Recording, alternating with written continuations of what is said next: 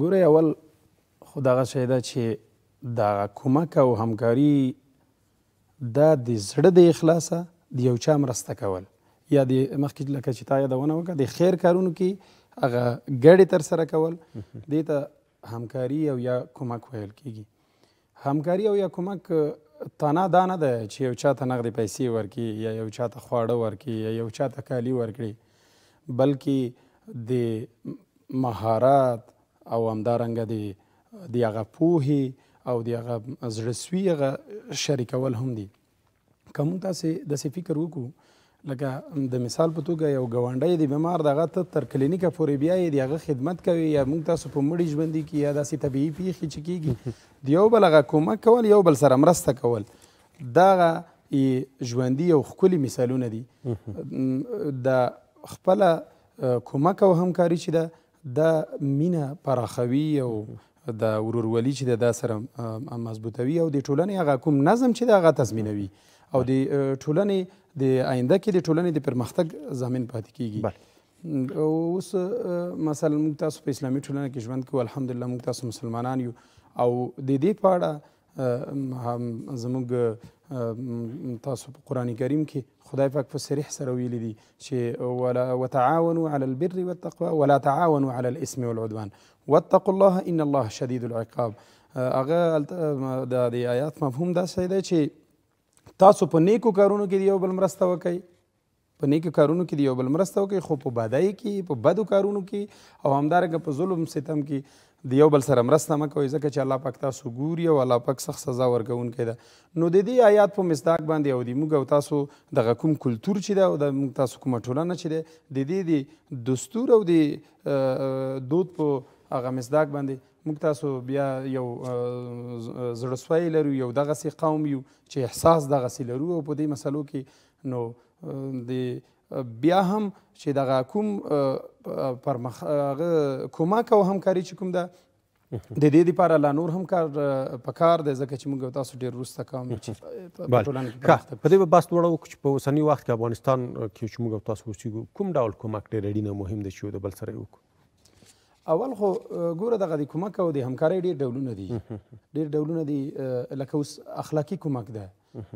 اخلاقي مرسته دغې ته وایي چې ته یو سړي ته هغه وکړه د نصیحت وکړه، یو سړي ته ښه لاره. دا خبره خو زما پوښتنه څنګه ده قدرمن ساده، زه داسې وایم چې د افغانستان په اوسنیو شرایطو کې کومکونه موږ په څو ډولونه وشو، څو کټګورۍ وشو، کومه کټګوري ډېر اړینه ده. یعنې موږ او تاسو په ځینو برخو کې اولویتونه لرو، لومړیتوبونه لرو. لومړیتوب باید څه ته ورکړو؟ مثال درته موږ که غواړو چې یوه پروژه مخکې بوځو، دا پروژه درې حالت ته اړتیا لري.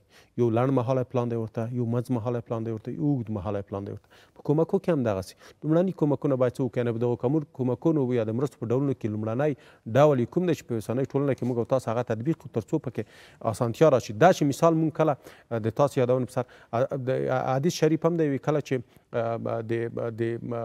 مکې نه خلک راغلل مدینې منورې ته، حضرت محمد صلی الله علیه وسلم د خپلو انصارو ته به ورته ویل چې د نورو مرستو ترڅنګ تاسو که مثال پیسې لرئ، هغه مادي کومکونه کوئ، هغه خو وکړئ، هغه ښه خبره ده. خو که هغه نشئ کوئ، تر ټولو به ښه کومک بیا دغه وي که یو څوک یو کاسب دی، یو چیز ده دي، دغه کوم خلک چې راځي دوی ته باید تاسو کسبونه وښایئ، دا هم تر ټولو لوی کومک دی. یعنې کومکونه په څو ډوله دي، مهرباني وکړئ په دې. دغسې ده اول کومک خو دا ده چې موږ او تاسو باید ښوونه او روزنه چې کومه ده په موږ او تاسو ټولنه کې په ټولنیزو ځایونو کې موږ او تاسو باید د ښوونه او روزنه ذهن سازي د ځوانانو په دې باندې وکړو چې باید دا دې ته لیواله او دې ته آماده کړو چې سبا یو چا سره کومک او همکاري وکړي. او دویمه خبره دا ده چې اوس لکه لنډ مثال به زه د کونړ درکړم. لنډ مثال اوس د زلزله ځپلو دا ځان ته د حکومت کار نه و، نه دا ځان ته د کونړ د خلکو یا د مشرقي د خلکو یا د ملت کار و، دا د ملت او هغه د حکومت همکاري وه، د یو بل سره هغه کومک و، همکاري وه، ګډ کار و چې د دومره یو لوی فاجعې هغه مقابله یې وکړه. او همداسې نړیوالو هم موږ او تاسو ته د ښوونې او د روزنې په برخه کې. او بل خبره دا ده چې باید موږ تاسو یو بل سره علمي مرسته وکړو، علمي مرسته وکړو تر څو لکه اوس په ښوونځي کې یو استاد ده، هغه یو 40 دقیقې درس لري که یو 15 دقیقې زیاته ورکړي، دا یو مرسته ده، دا یو کومک ده. یا یو یتیم ده، یو بېوزله ده، هغه ته یو مفت تعلیم ورکړي یا یوه البتې ورته مفت وښایي نو هغه سبا د دې ټولنې د پرمختګ ضامن دی، هغه د په آینده کې د دې ټولنې معمار دی. همدارنګه ما مخکې تاسو ته وویل چې اوس لکه هغه ادبي چې کوم خدمت دی مرسته دی باید موږ تاسو دا وکړو. او بله بیا مالي مرسته ده. مالي مرسته داسې ده چې یو بېوزله سره کومک کول، یا اوس موږ او تاسو په ډېر زه بله ورځ یو لنډ مثال درکړم. زه بله ورځ خپله زیاریوب ولسوالۍ علي خیلو قوم کې موږ یوه چینه ده په هغې باندې مې یو حوض جوړ کړو. یقین په خدای وکړه چې ما ته یې کله وویل زه د کابل نه ځاځیو ته د یوې ورځې دپاره صرف د دې دپاره لاړم چې هلته د افتتاح مراسم وو چې هغه ځوانانو په خپل لګښت باندې جوړ کړی و چې د هغو تشویقول چې نورو کارونو ته دغسې تشویق شي، دغه قوم د زموږ ټولنه او زموږ تاسو وطن په دې کې پرمختګ وکړي، یو بل سره مرسته، یو بل سره همغږي. ځکه چې حوصله، صبر، یو بل سره مرسته، کومک دا د همکارۍ اصلونه دي. نو په ډیرو مواردو کې باید سړی داسې یو فکر وکړي. اوس همداسې دې پسې یو کیسه رایاد شوه چې یو پلار یو زوی ته یو څو لرګي ورکړل. هغه ته ویل چې دا ټول په یو ځای مات کړه. نو هغه ډېر کوښښ وکړو، هغه یې مات نه کړل شوی. خو چې کله یې ورته ویل چې دا اوس جلا مات کړه نو ټول یې مات کړل. نو پلار ته یې وویل چې یو ځل د ډېر لرګي راکړل، بیا د یو لرګی راکړو. نو هغه پلار یې ورته وویل چې که چیرې یو موټی وي، یو ځای وي، یو بل سره کومک وي نو هغه هیڅوک هم نشي ماتولی. او که چیرې جلا شي بیا نو هغه ډېر په اسانۍ ماتېږي. نو همدغسې زموږ او تاسو ټولنې ته د دې ټولو شیانو د کومک او د هغه دپاره ډېر ضروري دي همکارۍ دپاره چې سره مرسته. رابط شو دې ته مخکې د کونړ یادونه د وکړه. واقعیت هم چې د کونړ غمیزه ستره غمیزه وه، موږ افغانان سره ډېر ښه یو موټی ولا شول تر څو دغه غمیزه دغه مشکل حل کړي. مهم مسله دا وه چې هغه شهیدان چې هلته شهیدان شوي هغو ته د الله پاک فردوس جنت ورکړي، خو هغه ټپیانو هم رغولو ته اړتیا درلوده. هغه باید روغتون رسول شي. په ځانګړې توګه د ملي دفاع وزارت له منصوبینو هوایي ځواک څخه ډېره مننه کوم چې په دې برخه کې کوټلي ګامونه پورته کړل. ښه پوښتنه هم دغه کوم، ما مخکې د خیریه بنسټونو یادونه وکړه. مثال د حکومت تر څنګ چې حکومت مرسته وکړه، ځینې خیریه بنسټونو افغانانو په هر ځای کې چې د نړۍ دوی د کوښښ او هڅه دا وکړه چې د دغو خلکو سره مرسته وکړي. په ټوله کې دغه د مرستې د کولو هغه دود او دستور هم د پخوا په پرتله څه بدل شوی دی. دغه خیریه بنسټونه د مرستې راټول تاسو څنګه ارزوئ ټولنې په د کومک او همکارۍ پر بنیاد باندې یا بنسټ باندې؟ ګوره دغه خیریه بنسټونو خبره ته وکړه، ډېر بنسټونه دي. موږ د ټولو مننه کوو چې د کونړ یا بله کومه طبیعي پیښه یا د ستره فاجعه راشي هغه مرستې راټولوي او هغه په خلکو باندې ویشي. دا یو ښه کار دی، د دې مخالفت نه کوو، خو د دې دپاره یو میکانیزم ضروري دی چې شفافیت پکې وي. شفافیت یې ډېر ضرور دی. موږ په چا باندې الزام نه لګوو چې دا شفافیت کوي نه. او بله خبره دا ده د فوټوشوټ چې کوم دی که نه چې د موږ تاسو د یو سړي هغه تذلیل هم کوو پکې باید یو خدا ورک شي. او بله خبره دا ده چې زه په اسلامي د دې طریق نه په اسلامي امارت باندې غږ کوم چې دا څومره د دې اډیټ باید وکړي، د دې ټولو ترتیب باید جوړ کړي، د څومره خیریه بنسټونه دي او دا څومره بنسټي چې باید دا د یوه ادرس نه توضیح شي. ځنه وخت کې کوم مستحق سړی چې وي هغه پاتې وي، هغه کوم چې مستحق نه وي هغه 10 ځله اخیست، هغه سره 10 ځله کومک شوی وي، مخالف نه یو. د دې باید دا د یوه ادرس نه وشي. او زه دا درته ووایم چې دغه د راټولونو ترتیب چې کوم ده کاشکې چې د تقسیمولو ترتیب هم همدومره شفاف وای لکه څرنګه مې چې د راټولونو ترتیب دی. یوه بله مسله دلته مثال ته غواړي چې یو خیریه بنسټ ته پیسې ورکړي، خو د تا موخه او هدف دی چې کومک او همکاري د هېوادوالو سره وکړي، نو هغه خو حتما ثبوت تا ته درکوي که نه درکوي؟ باید درې نه کړي، باید ثبوت ترې واخیستل شي.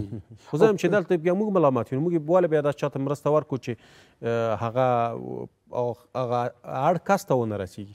او دغسې ده. اوس ګوره اړ کس ته رسېدل په دې معنا نه دی چې اوس یو لعنت الله علی الکاذبین، الله پاک په کاذبینو باندې لعنت وي. لکه دې کې چې ته دغه دعوه کاذبه شي هغه سړی خو ته شخصي نه پېژنې که نه، تا خو ورته نه دی ښیلی چې هغه پلاني سړي ته ورکوه. اوس د کونړ کې د کومه فاجعه راغلې، مثال به د کونړ درکړم، څومره علاقې وهلي دي، څومره کلي وران شوي دي، هلته څومره خلک متضرر شوي دي، څومره خلکو ضرر لیدلی دی، او څومره خلک هلته زخمیان دي، او څومره خلک هلته وفات شوي دي، هغه دوی ته بخښنه وکړي. نو دا هر یو هغه تا سره خو د هغو هویت نشته که نه چې ته بیا د هغه نه پوښتنه وکړي.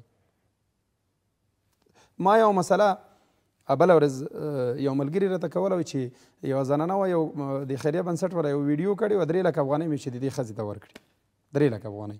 نو هغه 3 لکه افغانۍ ورته راغلې، هغه ته ورکړې وي چې یو څو ورځې بعد وي چې هغه زنانه چې وه د مونږ کور ته راغله، چې ما سره کېناسته، چې ما ورته وویل چې زه ترور اوس خو مالداره شوې درې لکه افغانۍ دې اخیستې وي چې څه شي 3 لکه افغانۍ چې ما نو عکس ورته وښیلو چې راته وایي چې وده ولره سره کومک وکړو ما ته 100,000 افغانۍ راکړې بیا یې راته وایي چې موږ راځو خو ما نه ویډیو د 3 لکو افغانۍ واخیسته بیا یې راته وایي چې موږ راځو ته 3 لکه روپۍ ووایه چې د خلک نورې پیسې راولېږي وایي چې 2-3 میاشتې مې زنګونه ورته وهل بیا یې ټلیفون هم نه رانه جګولو هغې کې 4-5 میاشتې تېرې شوې هغه زنانه بېچاره بیا وفات هم شوه نو بیا هغه موږ ملګري ډېر هغه سوشل میډیا باندې ډېر لیکل هم پسې کړي وو که نه نو اوس مطلب خبره دا ده چې دغسې مسالې هم پکې مطلب دا چې کوم خیریه بنسټونه چې اوس د بازار ډېر ګرم دی د دې باید یو چوکاټ یو میکانیزم ورته جوړ شي او مخه یې ونیول شي د یو میکانیزم یو چوکاټ دا څوک کولی شي دا د موږ د افغانستان اسلامي امارت به داسې یو چوکاټ جوړ کړي چې هغه څومره مرستې راوړي د هغه کوم اډیټ چې د هغه یو کاغذ هم ورکړي هغه سړي ته د ثبوت په شکل باندې خو دا تقسیم باید د یوه ادرس نه شي هغه داسې ادرس وي چې هغه شفافیت او حکومت د افغانستان اسلامي امارت چې د هغې په شفافیت باندې ډېر زور راوړي او ډېر کار پرې وکړي یو څه چې ډېر مهم دي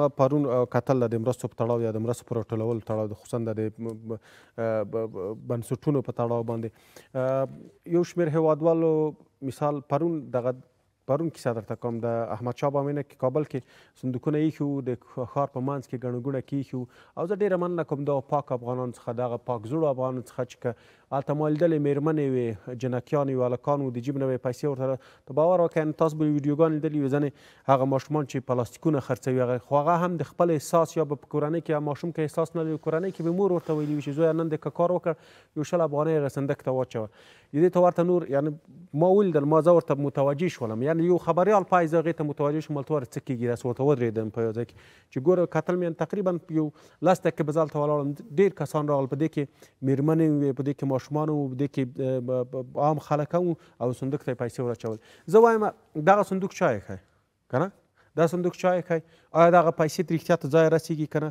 او دا که چا یې کوي دغه ولس ته خو دی حتما یو په اصطلاح یو ثبوت ورکړي دغسې کړنې مثال که یو څوک د تا د کیسې په ارتباط کې یو څوک مرسته کوي یو چا زړه دردېږي او ته یو چا ته ورکوي هغه بیا ځای ته نه رسوي زه فکر کوم په راتلونکي کې به هغه کس بیا زړه ښه نه کړي چې چا سره مرسته وکړي داسې د اول خو د تا چې کومه خبره وکړه زړهسوی او اخلاص دا د افغانستان خلکو په وینو کې داسې مکمل ډک دی وینې ترې ډکه دی دا د زړهسوي موږ تاسو ډېر زړهسوانده خلک یو د افغانستان ملت خوشباوره یو غلطیږو ډېر زر په دغه خالي نارو باندې ځکه د دې تر دې مقامه رسېدلي یو زه د هر هغه تجار زه د هر هغه پلار زه د هر هغه استاد زه د هر هغه خبریال زه د هر هغه مور زه د هر هغه خور زه د هر هغه ماشوم چې خپله کباړ ټولوي او 10 روپۍ ګټي 10 روپۍ په هغه صندوق کې اچوي زه د ټولو منندو یم الله دې دوی ته اجر عظیم ورکړي خو دا صندوق چې چا یې ښایي دا صندوق چې چا یې ښایي موږ په همدې باندې غږیږو چې باید د دو خلکو پلټنه وشي د دو خلکو پلټنه وشي او د ملت دا ګیله به باید بیا پر ځای ده چې حکومت نه دا ګیله کوي چې د دې صندوق پوښتنه ولې نه کېږي چې دا چا یې ښایي ځکه باید دې ته ما چې مخکې درته ووي چې میکانیزم جوړ شي دا چې تر ځایه نه رسېږي د خلکو زړونه ماتېږي د همدې د وجې چې ما هغه 10 روپۍ ورکړي هغه 10 روپۍ ډېرې مهمې دي قیمت به یې دومره نه وي خو اهمیت یې ډېر زیات ځکه دا اهمیت یې ځکه ډېر زیات ده چې دا نور خلک ترې الهام اخلي نور خلک ترې الهام اخلي په زه ګوره قسمیه دا خبره درته کوم چې ما کله هغه بوجۍ چې شاته وي خیبلې وي هغه لسګونې چې هغه صندوق ته اچول او ما چې هغه ولیدل لکه ما ته دا احساس ما سره دا احساس پیدا شو ما وی چې څومره خلکو به د دې نه الهام اخیستی وي چې هغه دغه د کونړ کې چې کوم خلک زلزلې ځپلي دي او چا ضرر لیدلی او یا نور داسې طبیعي پیښې کېږي خو که چیرې د دغې ماشوم یا د دغې ماشومې هغه مرسته ځای ته ونه رسېږي نو د دې به زړه مات شي دا بیا دا د زلزلې نه لویه فاجعه دا ده چې کومک او همکاري له منځه ځي نو د دې دپاره یو میکانیزم د دې دپاره د دې پوښتنه باید دا چې څومره زر کېږي وشي او دا اوس کومه ګوره زموږ ډېرو تجارانو او زموږ ډېرو خلکو دغه کومکونه راټول کړي دي او دلته یې رالېږلي دي او بیا خیریه بنسټونه خو اوس دومره ډېر شوي دي ته یقین په خدای وکړه لکه په هغه دا تېر نظام کې چې د سیاسي احزاب د سیاسي ګوندونه یو ځلو څو ته رسېدلي وو همداسې اوس هر ځای کې چې ګوري هره پاڼه چې ګوري 3 4 پوسټ په سوشل میډیا کې د خیریه بنسټ راځي دا دومره خیریه بنسټونو باندې کار څه ده یو خیریه بنسټ وي 2 وي 3 وي 5 وي کم از کم داسې نه چې موږ ټولو باندې دا خبره کوو ټول دغسې نه دي خو لکه مطلب خبره دا ده کیدای شي دغه د مونږ کوم شک چې دی یا د هوادوالو شک چې دی د دې لرې کولو دپاره باید یو داسې ادرس جوړ شي چې دا څومره دغه توضیحات د توضیح کېږي چې دغه کومکونه دا باید د یوه ادرس نه وشي چې هغه ادرس باید د افغانستان د اسلامي امارت د سرپرستۍ لاندې وي او هغه ته شفاف خلک ودرېږي. ډېره مننه. رابشو خپل اصلي بحث دا یو اندېښنه وه د مرستې او همکارۍ چې خدای مکړه چې دغه د افغانانو دغه پاک احساسات څخه بده استفاده ونه شي. رابشو دې په دې به دواړه بحث وکړو. مهمه مسله دغه ده چې څومره باید موږ او تاسو یو د بل په درد ودردېږو، څومره مهمه ده دا نه چې دا خدای دې دغسې هېڅ وخت داسې پېښې نه رامنځته کوي لکه د کونړ. ته باور وکړه دغسې کسان زه ګورم په دې ټولنه کې ته به یې وینې زه به یې وینم. جالبه ده چې الله پاک ورته دا پیسې ورکړي دي، ژوند یې ورکړی، هغو ته یې ښه دارایي ورکړې ده، ښه لوکس کور یې ورکړی، هر څه یې په فوقالعاده دي. نو د ده په څنګ کې البته شاید 3-4 کاله وخته به داسې کسان هم وي چې د شپې ډوډۍ ونه لري او ماشومان یې وږي ویده شي. پوښتنه هم دغه کوم چې دغه د مرستې احساس دغه څه شته چې موږ ته راکړي دي دا په دې باندې مغرور نه شو، دا د خپل د نورو ګټو لپاره ونه کاروو. حتی تر دې چې ځینې کسان موږ لیدلي دي چې پیسې ډېرېږي پسې لا پسې سرګردانه کېږي، لا پسې پراخېږي، کاروبار یې ډېرېږي، حتی د افغانستان څخه وځي، خو هغه په ګاونډ کې په هغه چم کې چې هغه څوک دی ورسره د هغې پوښتنه نه کېږي. پوښتنه کوم دغه کومه چې د یو مسلمان پر بل مسلمان باندې څومره حق دی چې ده سره باید مرسته وکړي. دا نه چې احسان پرې وکړي، نه د حق الله پاک حق مثال زکات دی. د اسلام د 5 بناو څخه یوه بنا په صریح توګه اسلام ماته ویلي چې ته زکات ورکوه. ولې زه زکات نه ورکوم؟ ځکه دا د مسلمان د ما سره حق دی. په دې تړاو ستاسو نظر اخلو. دغسې ده اول خبره خو دا ده چې په ګاونډ کې د یو بېوزله پروت وي، هغه د شپې نهر وده کېږي او ته پلونه وهې. زه په دې فکر یم چې کوم انسان دی بل انسان دی غم نه بېغمه وي، هغه ته د انسان ویلو مستحق نه ده چې هغه ته څوک انسان ووایي، ځکه الله تا ته شته درکړي دي. دا خو الله پاک ته یو سکنډ هم سخت نه ده چې تا د مغه حالت ته راولي، هغه د تا حالت ته راولي. دا خو هېڅ سخته نه لري. کومک او همکاري د یو بل سره دا دغه ټولنه ښایسته کوي. د ټولنې ښایست چې دی هغه په کومک او همکارۍ کې دی. دا الله پاک تا نه اخیستی شي. او کوم خلک چې شتمن وي او نورو سره مرسته نه کوي، ته د هغو ژوند ګوره، هغو په ژوند کې هېڅکله خوښي نه وي لیدلي. خپل مال یې ډېر خفه کوي. په مال کې کمی نه راځي. ګوره صدقه رد بلا ده، صدقه رد بلا ده. زکات خو هسې په تا باندې فرض ده، دا خو د تا حق نه ده. او بله خبره دا ده چې دغه د خدای د مخلوق سره مینه کول، دا د خدای سره مینه کول دي. زه په دې باندې عقیده یم. که ته د خدای سره مینه کوي نو د خدای د مخلوق سره مینه وکړه. دغه مینه چې ده دا هم د ښېګړې دویم نوم دی. دا مینه دا نه ده چې په دا کتابونو کې لیکل شوي. مینه زموږ او تاسو په زړونو کې ده. میږه زموږ او تاسو په زړونو کې ده. که ته د خدای سره مینه کوي خو د خدای د مخلوق سره مینه وکړه. که ته د خدای سره ښېګړه کوي د خدای د مخلوق سره ښېګړه وکړه. هغه نهر ویده کېږي او ته په کور کې په پلونو باندې بوختي، آیا تیریږي د څنګې؟ الله پاک د دې پوښتنه کوي. او همدارنګه په ډېرو کارونو کې په ډېرو ځایونو کې لکه اوس موږ او تاسې مخکې همدغه خبره وکړه چې دا مرستې راټولېږي. دا مرستې چې راټولېږي یو سړی مرسته کوي، ته د هغه حق خورې. همداسې چې ته شتمن یې هغه ته زکات نه ورکوي، دا د همدغسې خلکو حق دی. دا زکات هم د دوی حق دی. د تا هغه د مال کچره دی خو د دوی حق دی. همدارنګه که دا پیسې څوک راټولوي په خپله یې خوري، هغه صحیح ځای ته نه رسېږي یا زکات نه ورکوي، د دو دواړو خبره خو دا هم پردی حق دی، هغه هم پردی حق دی. نو مسله دا ده چې بیا دغه کوم شتمن سړی چې دی په دو باندې د مونږ غږ دی چې څوک یې کوي هغو ته د الله پاک نورم استقامت ورکړي، الله دې دوی ته دا هغه ورکړي چې نورم زیات وکړي. خو کوم خلک چې نه کوي موږ په هغو باندې دا غږ کوو چې دغه پیسې او دغه دارایي او دغه شتمني دا ته هېڅ په درد باندې نه خوري. اخر کې به ته په همدې باندې ځورېږي، په همدې پسې به لیونی وي، ارمانجن به وي، هېڅ ارمان دې په دې باندې نه کوزېږي. باید موږ او تاسو په ګاونډ کې او اول حق دې هم دوی دی، اول خیرات، اول صدقه، اول په خپلو باندې دی، اول حق دې هم دوی دی. که تا ورور یا خپل او خپلوان او رشته دار دی هغه وږی وي او ته ځې بل ځای کې نوم کوي، بیا دا نوم کول دي، دا بیا صدقه کول نه دي. چې ته ځې بل ولایت ته ځې بل کلي ته ځې، اول په دو باندې کېږي. اول د دوی غم وخوره چې دا پښې یبلی دی، دا سرتوری دی، د ده سر باندې لاس کېده، د ده مخپو ته خپې پټې که، د ده بدن پټ که، د ده دغه ګېډه مړه که، بیا ځه بل کلي ته. چا خو نیولی نه یي. که ته چیرې دغو ته نه ورکوي او په بل ځای کې ورکوي، دا خو ځان خودنه ده، دا خو هېڅ په صدقې کې هم نه راځي. بله رابشو دې ته پر مهمه مسله هم دغه ده چې یو څوک به وي وس به د دین لري چې د مالي مرسته له چا سره وکړي، مثال وس به د دین لري. مثال د کونړ کیسه درته یادوم چې کونړ ته ورشي هغلته نږدې څخه مرسته وکړي او هغه دغه هېوادوالو لاسنیوی یې وکړي. که نور هېڅ نشي کوی فزیکي مرسته خو ورسره کوی چې ټپي خو پوږه په تیارې پورې رسولی شي. یا مثال کوی چې وینه ورکړي، د دې وس هم نه لري، په بدن کې وینه نه وي پوره. پوښتنه همدغه کوم چې څومره مهمه ده چې موږ او تاسو باید په ژوند کې یو بل ته خپله دغه ورین تندی صدقه ده. د خپله چې یو چاته په ورین تندي خبرې کوي د صدقه کې راځي. حدیث شریف دی. په ټوله کې موږ مسلمانان څومره باید د یو د بل سره په خوښیو کې خوښ واوسېږو او په غم کې غم شریک واوسېږو. نه دا چې مثال هغلته ستونزه وي په کور په یو ګاونډ کې دی، مثال مړی شوی وي او ته دلته خاندې او ته دلته هېڅ احساس د دې نه کوې چې هغلته دغه په ستونزه کې مشکلات کې ګیر دي. ما هغه ورځ یو تصویر ولید، یو کس دی تابوت کې په اوږه کړی دی او روان دی. یو چا ورسره لیکلي وی مینه په کلیو کې ډېره ده، که چیرې په کلي کې دغه حالت وای هر چا ورمنډې کولې، هر کار یې پرېښود، د ده سره یې غم شریکي کول. خو مګر په ښار کې هر څوک د خپل کار کوي. دا زه دا هېڅ نه منم. زه وایم ښار او کلی باید سره تفاوت ونه کړو، د ښار او کلي ترمنځ فرق ونه کړو. څومره مهمه ده چې په وړو وړو خوښیو کې د خلک خوښ واوسېږو او په وړو غمونو کې غمجن واوسېږو.